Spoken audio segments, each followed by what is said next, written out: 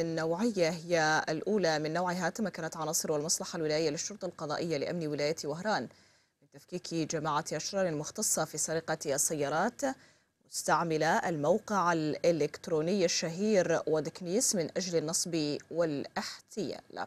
نتابع.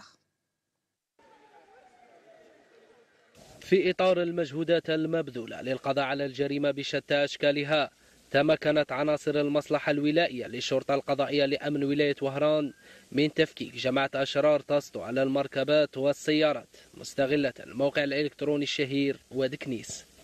هذه القضية تم فيها استرجاع 3 سيارات مسروقة، وتمت سرقتها عن طريق وضع جهاز الGPS على هذه السيارة بعد بيعها بلوحة ترقيم مزورة، وهذا بعد عرضها على موقع انترنت لبيع السيارات.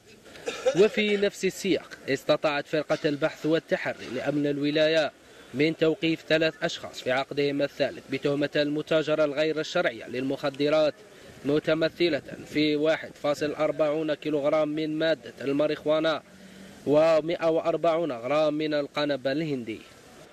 تم القبض على 3 أشخاص متورطين في الإتجار غير شرعي لمادة الماريخوانا، حيث تم حجز ما قدره كيلوغرام و40 غرام من هذه المادة السامة. وتبقى حنكة مصالح الشرطة لأمن ولاية وهران تلعب دورا بارزا في القضاء على الجريمة بجميع أنواعها وتأمين المواطنين في أنفسهم وممتلكاتهم.